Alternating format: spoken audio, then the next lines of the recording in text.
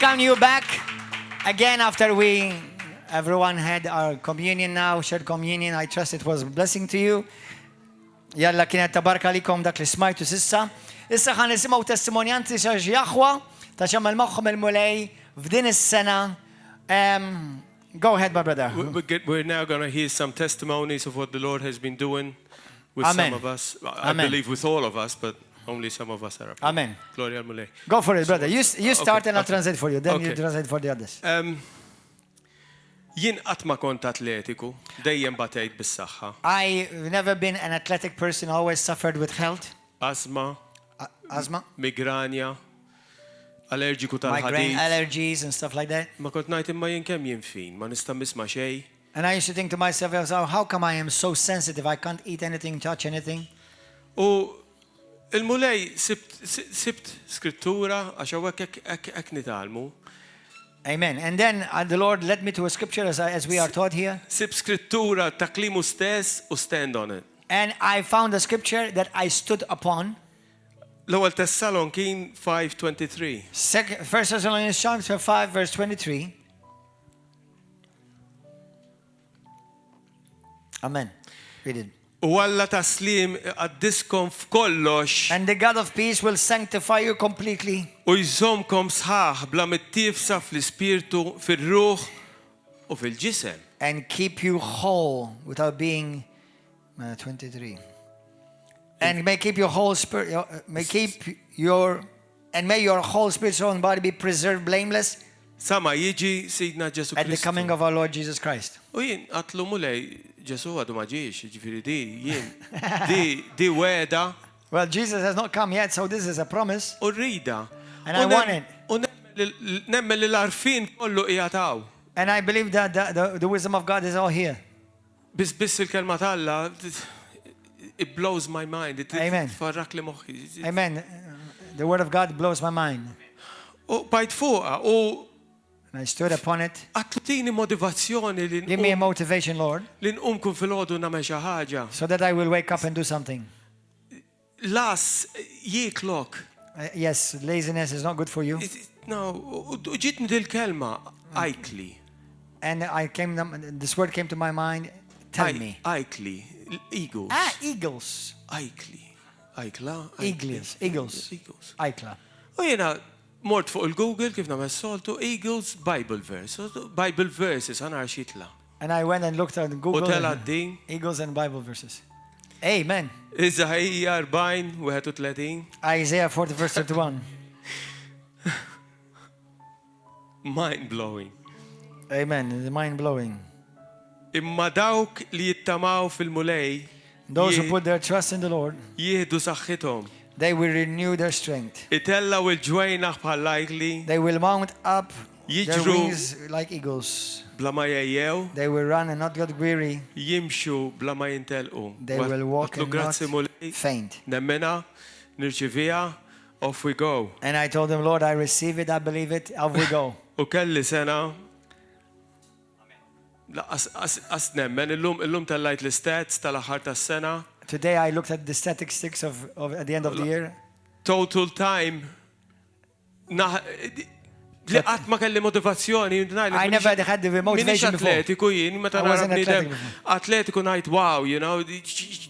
I used to wonder about people who are athletic. Kont naħsibhom mġien, imma mhijiex. I used to think they're crazy. Għax jekk Ġesu del fit-tempju, sajnadda fe? Amen, amen. U mhux qgħu biss ta' Amen, amen. kollu. The Lord wants to cleanse the whole thing. U di tas-sawm l-aħwa jekk tidu xi pariri aħna ngħixu ħajja ta' sawm, mhux 21 days, ħajja ta' sawm. Amen. We live a life of fasting, not just 21 nirringrazzja days. l-Alla għax hu ma qalx u qatt ma qal jekk il-Kristjan isum u qal meta l-Kristjan The isum. Lord never said if the Christians fast, but when we fast.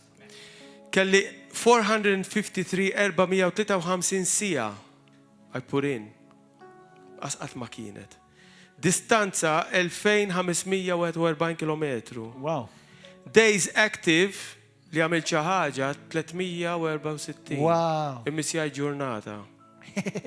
Total elevation meta morna l-Alpi l-iktar 30,257. Jesus. This is beautiful. Għat ma kont nistennija li Glory to sa God. niġi f'dil-pożizzjoni. Never expected that I would come to this. And I want to give thanks to the Lord. I want to give God to God. Amazing stuff. Grazzi mulej. I'm grateful. Dit-sena li ġejja naraq 61 u In this coming year, I turned 61. I turned 60 f'Ġunju u nirringrazzja l-Alla qed ngħix tfuliti qatt ma kont I'm living my youth again. Amen. Grazzi mulej Hallelujah. tal-kelma Amen. qdisa tiegħek. God bless you.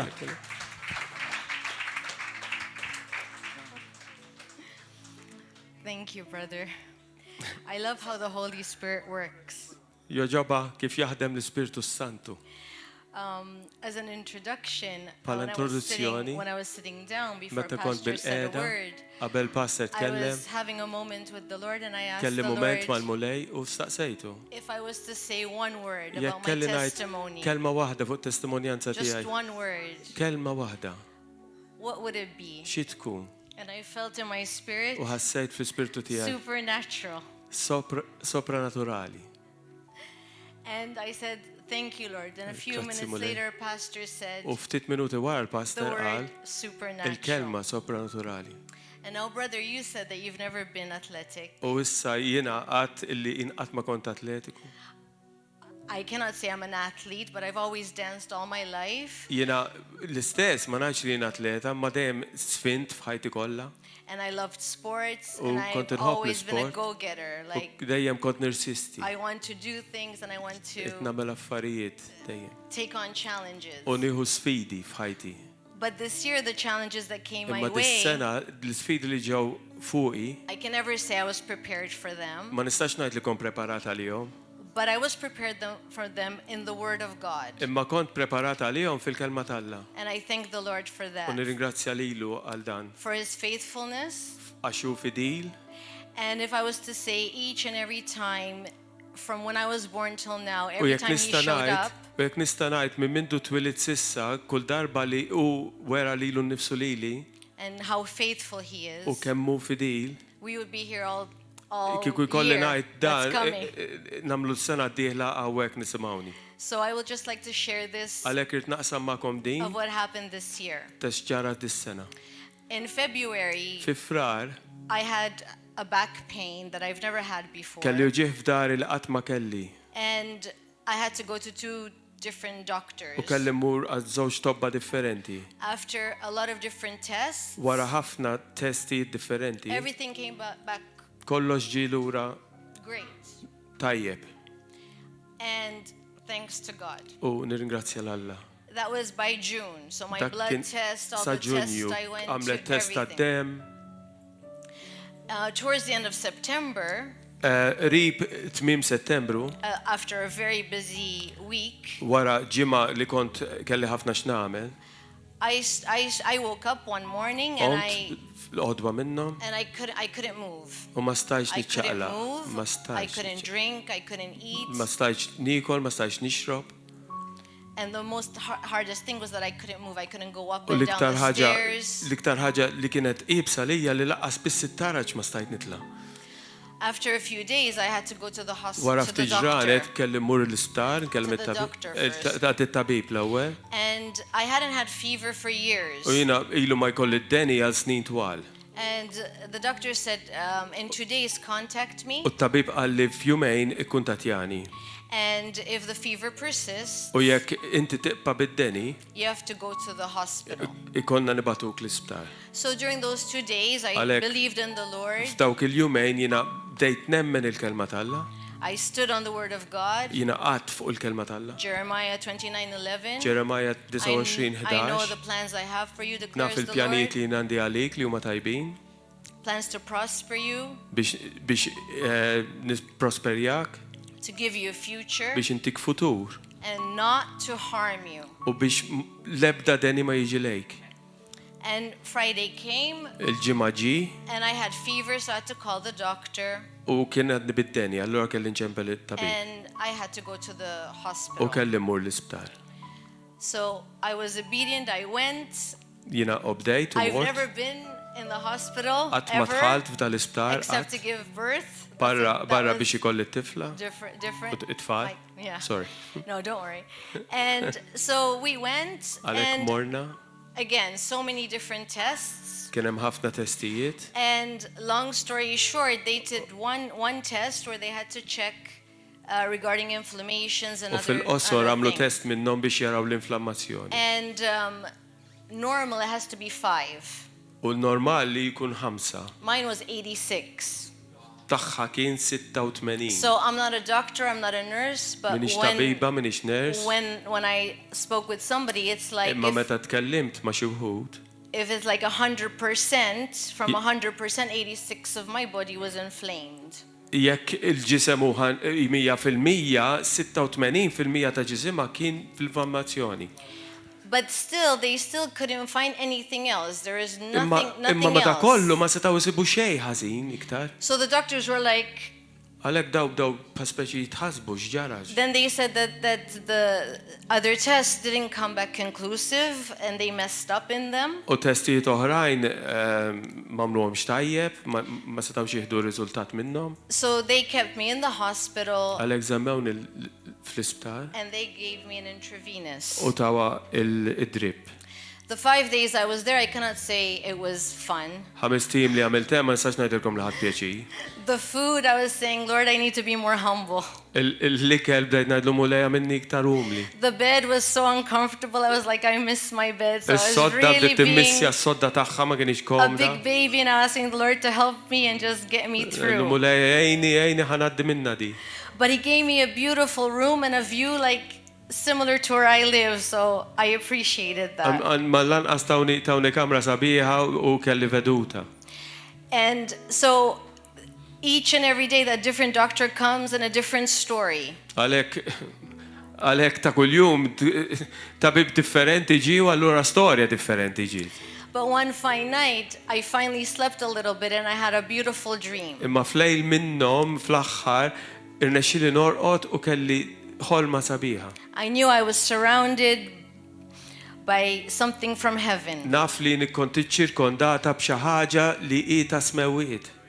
And this representative of heaven, if I said I saw Jesus, I would, but it was something I've never experienced before. And Imma this, rajt bħal xi ħaġa u nista' ngħid li kien Ġesu ma jindi qatt ma esperjenzajta qabel. and it was something this color, like the carpet, U kien red. dal-kulur aħmar. And it wasn't a coat, it was like a shawl or I don't know how to explain it, like U kien libes isu robe, yeah, like a yeah, robe. but he gave it to me. U tajjila di, He dressed me in it. libbisa fiha. And when I woke up, U meta qomt, in my spirit, I felt everything was okay. fl-ispirtu tagħha ħasset li kollox kien se jkun okay. Even though in the natural, Anke They jekk were still doing fin-natural tests kienu after għadhom tests jagħmlu after testijiet. they let me go Ħalluha tmur id-dar after a few days. wara ftit And jiem. I went out worse than I came in. U ħriġ mill-isptar qar milli tħalt. We still held on to the word. I Ma- called Bajt pastor. nemmen fil-kelma talla ċempilt il-pastor And I had to go 2 weeks later u kelli to mmur ġimagħtej wara check everything. biex jerġgħu jiċċekkjawni. And I go in and U mort? again, this doctor said something totally different. He said that there was an infection. It was infecting my internal organs. Erġajna tabibi uħorġiw għalli kien hemm infezzjoni li kienet edha fl-organi tagħha. But when they did the blood tests, Imma meta everything għamel- was coming back to Imma normal. meta għamel ħadel għaddem biex jara x'għandek kollox ġi normali. And in December, Of my Decembru. final examination, L-aħħar eżami, when they checked my blood tests, meta raw l-blood test reġgħu, because previous to this I had to go check every 6 months, għax kellha tmur kull 6 xhur biex tiċċekkja, there was another victory. kien thanks hemm to the vittorja Lord. oħra. Because he said there's no change, so now we don't need to see you before another year. Amen. Alla So from- memx bidla, inti all right, u manna xalfejn narawk għal sen oħra. Grazzi So I Ġesu. just want to say thank you, Lord. Grazzi Thank mulej. you that you truly are with us. Grazzi għax inti verament maħna. And whatever we go through, U whatever, jiġri xiġri. He's with us U maħna. when we invite Him to be Meta aħna with us. nistidnuh biex ikun maħna. Amen. Amen. He will never leave us or forsake U us. qatt ma jitlaqna, qatt ma jibbandunana. So glory to the Lord. Għalhekk, And glorja thank you for lilek, my Mulej. life, Lord. U grazzi ta' ħajti, Mulej.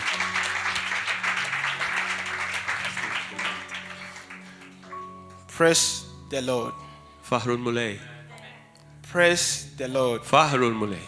Let the redeemed of the Lord praise the Lord. Faħru l-isem tal-Mulej. Faħru l-Mulej. I am here to return all glory to God. my Jiena Father. jgħataw biex nirritorna glorja lil-Mulej. I have 3 testimonies. Għandi 3 testimonjanzi. However, I have many testimonies, but I have selected 3 of them Għandi ħafna testimonjanzi ma jiena żil 3 to give. biex intikom. I will start from the most recent ones. Nibda minn l-iktar waħda riċenti. It's about my biological father. Hija fuq My biological father. hija fuq missieru.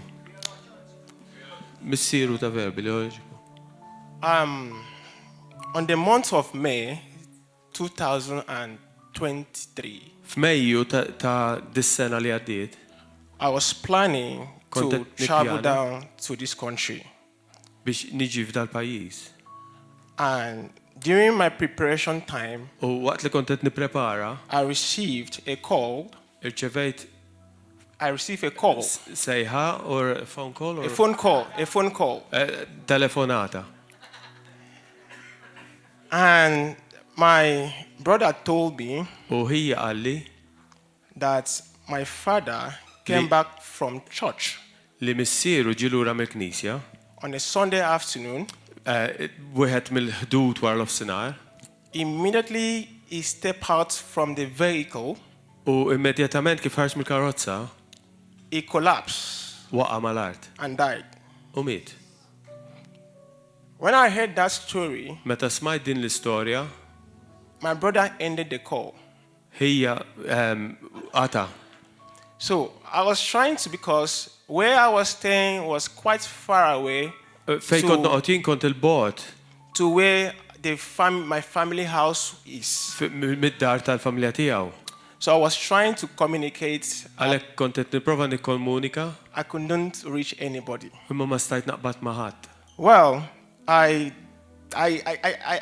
wasn't afraid about it, but it came Ma as a kontx- shock. Ma kontx qed nibża minn dawn l-affarijiet, imma ġiet bħala xokk. But one thing that I want to give God the glory first Imma is l-ewwel ħaġa li nixtieq nagħti l-mulej glorja, that the shock did not affect me. li x-xokk ma fetwanix. Now, I went about continuing preparing for my travel. Issa bajt nipprepara l-affarijiet tiegħi For some reasons, Oh. it did not really bother me. u għal xi raġuni ma kienx qed tiddejjaqni din l-aħbar. And I love my father so much U kont inħobbu ħafna l-missieri because he has trained us from when we were child. għax hu minn mindu konna tfal Now that he's about to start enjoying the fruit of his labor, it-trejnjana u issa li kien wasal biex jibda jgawdi il-frott tax-xogħol li the jagħmel, devil wanted to cut him short. ix-xitan rid jaqtal ħajtu. So I continued preparing for my travel. And I traveled. Travel. Oh, I traveled. Baqa jipprepara biex jivvjaġġa. Immediately I reached Malta. U hekk kif wasalt Malta, My brother called me hija ċempilli reġa' that my father li missieru has resurrected. għam mill-mewt. And that was not just it. U dik mhux kollox, They rushed him to the hospital ħaduh jiġru l-isptar and they find out that u sabu all his blood li demmu kollu in his body was dry li demmu kollu kien nixiflu and he died again. u reġa' miet.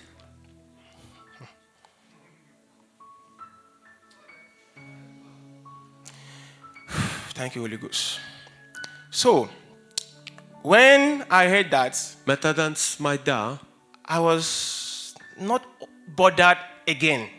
erġajt, isu ma kienx id-dejjaqni dan l-aħbarijiet. For me, Għalija, it was as though, there are some news that you will hear, Kien isu aħbar li tisma' you find it hard to believe. li issa diffiċli biex temmina. So I kept going about my business, trying Għalhekk to bajt nagħmel settle l-affarijiet tiegħi and pray. u nitlob.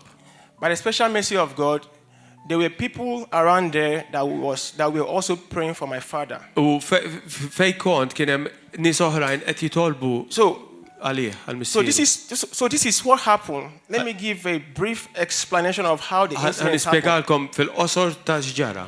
All this happened in the span of 1 week. Da kollu ġara f'ġimgħa. He first died on the Tuesday, U mit kien nhar it-tlieta came back to life on Wednesday. Came back to life, resurrected on Wednesday. u reġa' qam mill-mewt l-Erbgħa.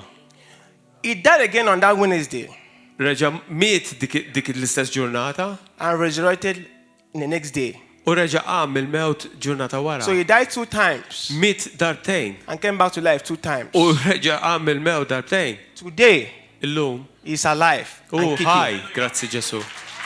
On the 2nd January is going to be his 69th birthday. Fit-tieni ġurnata tas-sena d-dieħla fit-2 ta' Jannar sa jgħala 69, 69. 69. I have never heard of such testimony before. Qatt ma smajt testimonjanza Such bħal din. incidents before. Qatt ma The smajt. least that I've heard is that someone died once and came back to life.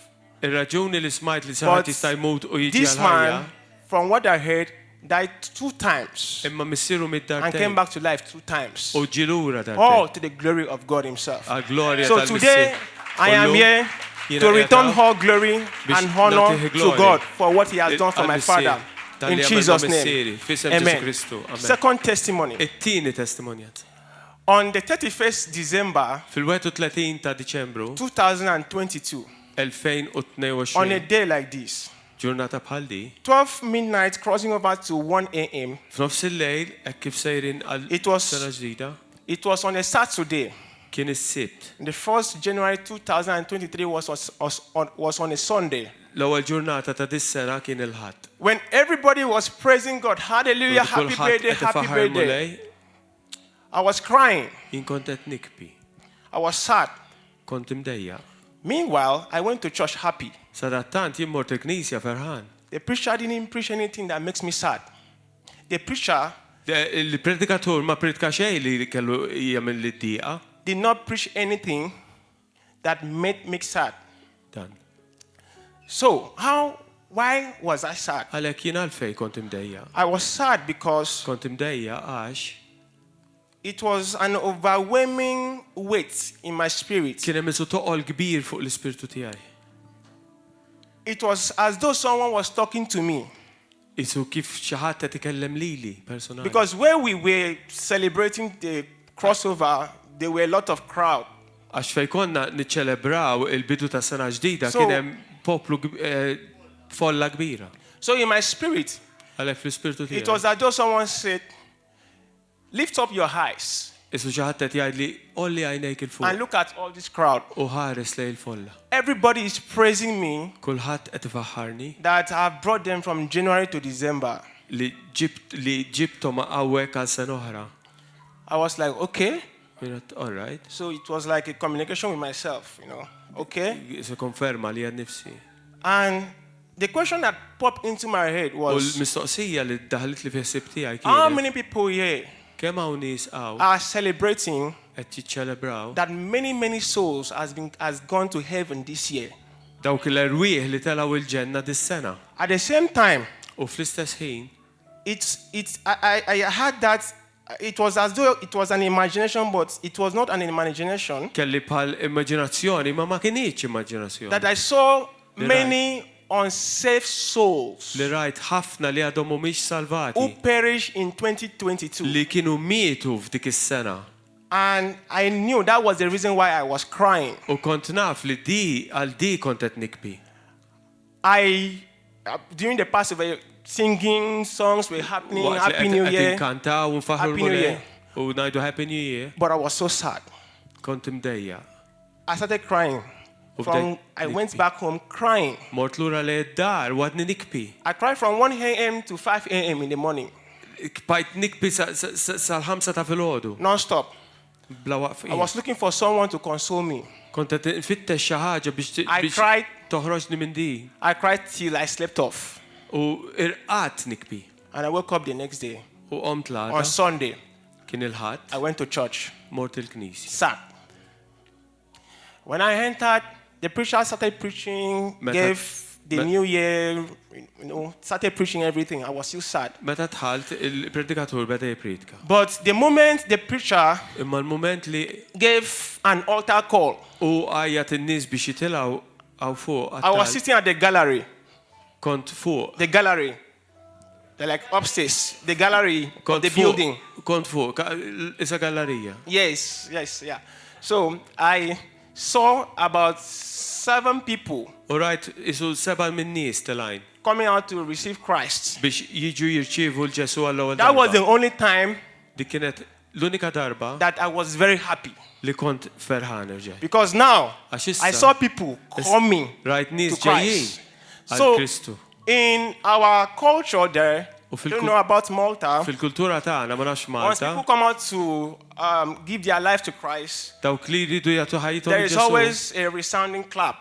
Hemm nies iċabxbu għalihom da. But this time I was clapping not because as a custom, Imma dit-darba ma kontx tinċabċab I was bħala clapping because truly I was excited ma kontx inċabċab bħala ritwal, Because souls kont actually eċitat ta' came vera għax dawk l-erwieħ to kienu receive salvati. Christ. Ġejjin biex jixifu l-Kristu. That was before I traveled. I traveled down to Malta. Dik kienet qabel ġejtaw, issa ġejtaw Immediately I reached Malta, u immedjatament kif wasaltaw, my parents, because I later related this story with them, they told me, be careful, Omu missieru għalulu qot attent, you are going to another country sejjef pajjiż ieħor that you don't know. li inti ma tafx. Be careful Qot attent so that they don't send you back home. biex ma jibbetukx lura law. So I was like, okay. U jiena tilhom marra. So by the Spirit of God, by the leading of God, I started meeting key people one by one. Bl-ispirtu tal-la Assembly. jgħini jimbdejt niltaqa' ma' ċertu nies. And by the special mercy of God, U each of the people that I met missjoni speċjali li rrid always minnu gave lej their life to Christ. li dawk ma' min niltaqa' jagħtu ħajjithom il-Ġesu. Most of them had issues. I met one man coming out. The next day, I met him at the same place Ħafna again. minnhom kellhom ċertu affarijiet He told f'ħajjithom. me that first time that I met him Imma iltqajt magħhom erġajt u qalli li that l-ewwel darba he iltqajt was miegħu going through a depressing moment. li kien għaddej minn mument ta' depressjoni This kbira. was the next day that we met miraculously again. U jiena iltqajt miegħu erġajt l-għada. So he told me that as I Ali. was speaking with him, Hekk kif jien kont qed inkellmu, he knew that God sent someone to speak to him. kien jaf li Alla bagħtni And there biex were other inkellmu. miracles. So by the special mercy of God, I can record numbers of souls individually that has gone to heaven today. U missjoni minn Alla, I didn't get that.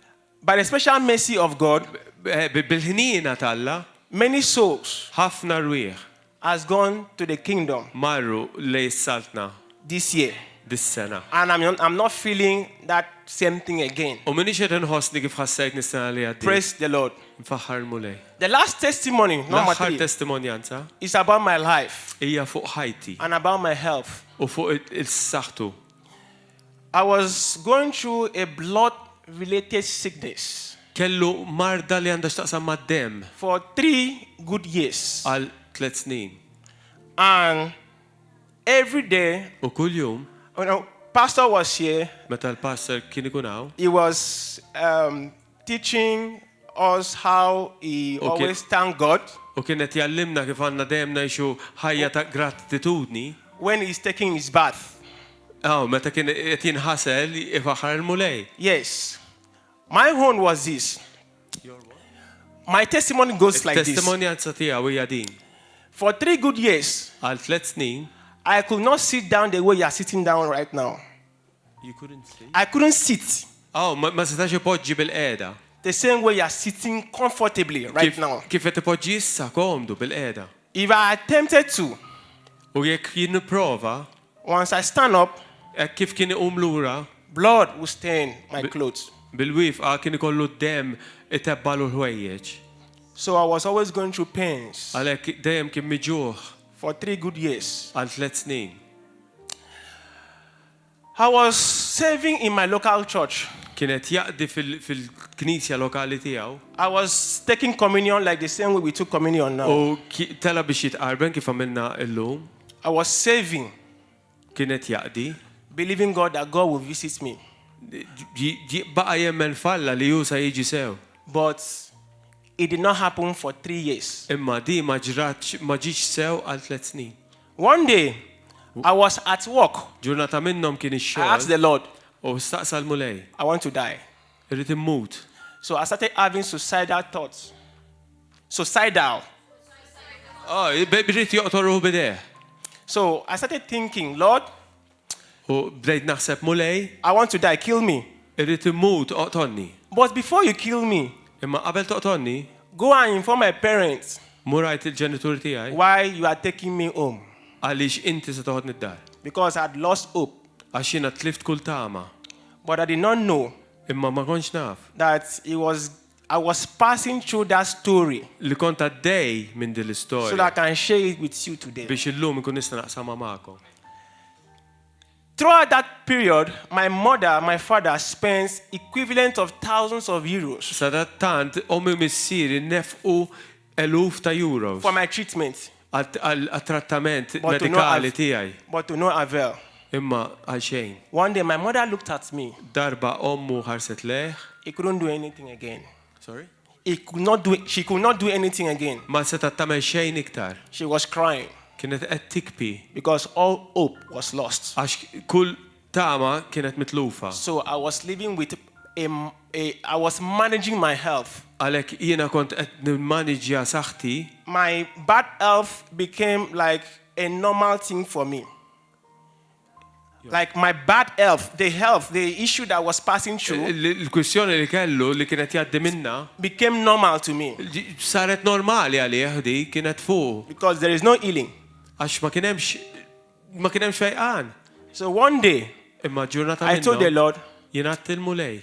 before I die, Qabel immut. I want to do one thing first before I Irrid die. nagħmel dil-ħaġa qabel immut. And the one thing I wanted to do U dik il-ħaġa li rrid nagħmel was to read the Bible u li naqra l-Bibja from Genesis minn Ġenesi to Revelation sal-Apokalissi before I die. qabel immut. That's all the goal I had for that year. Dik il-mira li kelli. I started reading. It was painful. Sometimes I would skip. Kont miġuħ. Sometimes I will come back to cover up. So just try because that was the only goal that I had for Għax that dik year. biss kelli mira li nagħmel li naqra l-Bibja minn cover sa cover. Once I get to about August 2018, Umbat f'Awwissu tal-2018 I encountered that scripture that said jiena wasalt fi skrittura that li there is a tajt woman that suffered 12 years li kien hemm din mara li soffrit għal 12 sena blood-related issue. bin-nixxija tad-dem. When I saw that, Meta jien rajt da, I was like, wow, wow, my own is 3 years. tiegħi 3 snin Her own was 12 years. u dina ilha 12 sena And she was ill. u kienet imfejqa. Mine is 3 years. Tiegħi 3 snin. There are many years. Lord, I can be healed now. U jien verament nista' nkun imfejja. Yes, I received that healing. U jiena nirċivih dak I il-fejqa. claimed that scripture. U bad dik l-iskrittura. But I was still having that pains. Imma konċad miġuħ. One day, Imma God's word came to me ġurnata minnhom. and said, the word of the Lord came to me. Il-kelma tal-la ġiet fuqu Go outside and buy 1 bottle of pure water. u kienet mur barra. Yes. Mur barra Yes. u ixtri fiex kun ilma. And I did that. U jien Give it to a man of God that you believe. Tiħil dan ir-raġel talla li inti tebben. And he prayed for it. And I drank it. U tala fuq u jiena xrobtu Immediately I drank it. u dik il-minuta li xrobtu I went to the toilet the next day. mort it-toilet l-għada And I was thinking, because anytime I go to the toilet, I always spend like 3 hours. u kontet naħseb għax kull darba li But kien mort immediately I toilet kien jagħmel finish. 3 sigħat. Immediately I finished, Imma- I did not spend any minutes. I went out from the toilet again. Imma meta spiċċa ma That was when ma- that sickness ħareġ terminated. bit-toilet. That was when that sickness ended. U emmek kien meta dak il-marda li kellu wafqet. Sama, it is 4 years now Issa ilu 4 snin. that I'm sitting comfortably, the Li same way qed I'm sitting now. tipoġġi komdu. all to the glory of God. Totalment So I'm here to return all glory, all honor, all praise to God in Jesus' name. Kull tifħir lejk Sidna Ġesu Kristu. Amen. Tajjeb il-mulej. God is good. Illum 31 isu Today, l-istess The ġurnata 31st, like the same day l-maġi that the wise Marru. men went jaraw il-Ġesu. to see Jesus. U intom wise illum. And today you are Ġejtu wise men and women. Tatu tifħir Because lil-dak li you jista' came jsaħħaħkom. to give praise and honor to the one who Illum ġejt can biex- make you whole. Ħanati testimonjanza Today I came to give a tal-qawwa testimony tal-Alla of the power of God, li għandna Alla ħaj that we have a u living b'saħħtu God and He is powerful u li jista' juża l-kulħadd. and He could use anyone. U l-kulħadd ħajużaw ġew. And in here He's certainly going to use everyone. Sena ili żmien naqra l-Bibja, I've been reading the Bible for konna jgħidlu kif a ħatużani while, mulej, and I'm always asking Him, how are you going to use me, Lord? tinitini viżjonijiet Is to give me visions. kif salla palina u How- għaddam He il-Kalvarju. was crucified on Calvary for us. Qatt ma bkejt f'ħajti laqas meta weħilt il-ħabs. I never cried in my life, even when I was sent to prison. Ma meta rajt il-Ġesu xamel When għalina, I saw what Jesus went through for us, amen, hemmhekk biss nibki meta nara xamel I did għalina. cry. U kien jgħidli meta ħadd tagħmel xi ħaġa lija. And the Lord used to tell me, when are you going to do something for me? U kon nipprova nikteb fuq meta nagħmel xi riżultat fl-isports. I used to try and write something about him when I used to have results in sporting events. Ma l-bniedem naturali ma jistax jifhem l-ispiritwali. But the Xejn. natural man cannot understand the spiritual.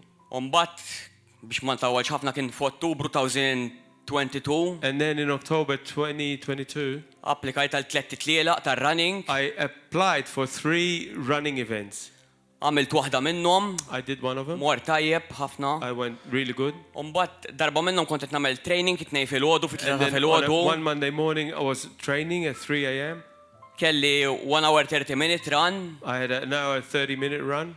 u ġiet il-kelma tal-mulej waqt li kont qed And the nixri. word of God came to me while I was running. Għalli mur lura d-dar u issa ħataqdin inti And it għalli. said, go home, now you're going to serve me. Ma kontx nafx ħan nagħmel iddeċidejt li mmur lura d-dar I wara didn't know what I 50 was going minuta. to do, but after 50 minutes, I decided to go back home.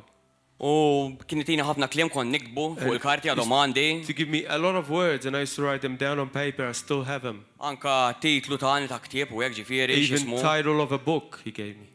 U mbagħad Rebecca kienet ħadha l-arusa tiegħi llum il-mara And tiegħi. then Rebecca, who's today my wife, was still my fiance. Kelli ġiex titliela mħallsin I had 2 races, which I've already paid for. u f'Novembru kien hemm it-tellieqa ġimagħtej wara And 2 weeks after November, the race was going to happen. u ġabuni fil-cover tal-gazzetta. And I was on the newspaper cover.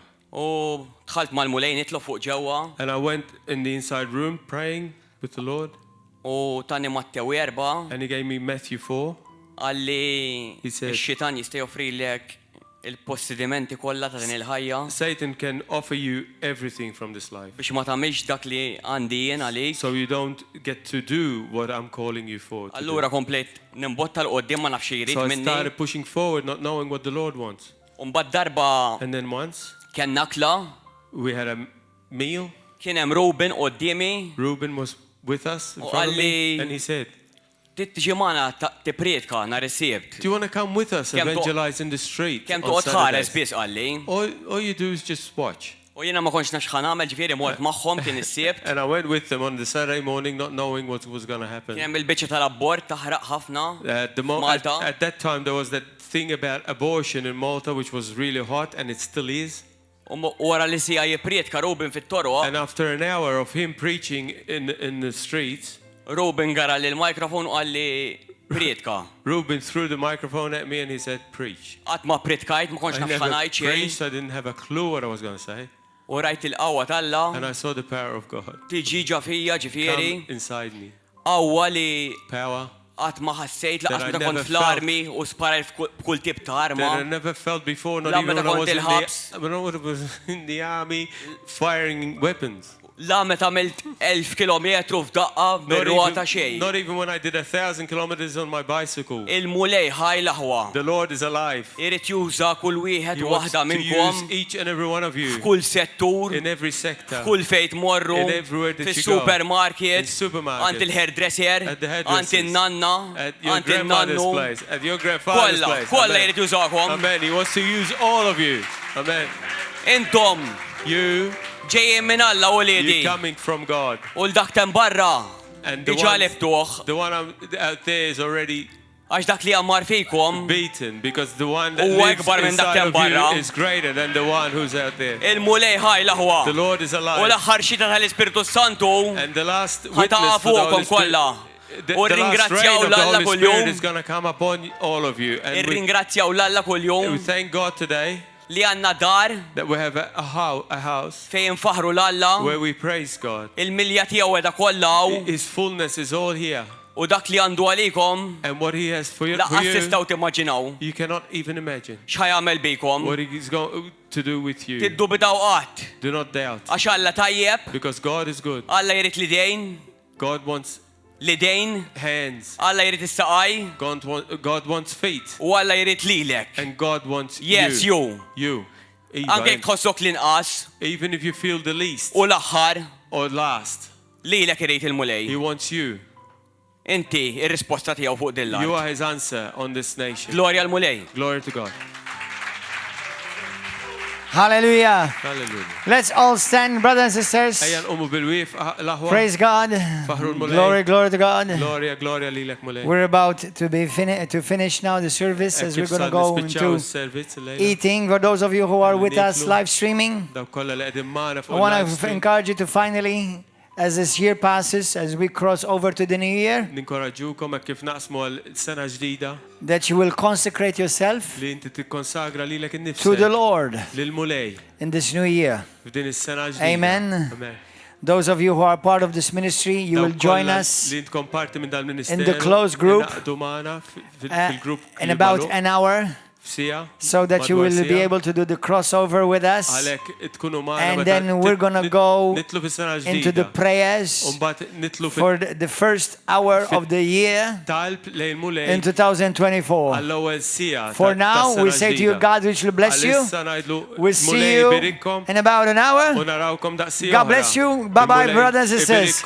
See you here in about an hour. God bless you. Bye-bye. Happy New Year. Sena tajba.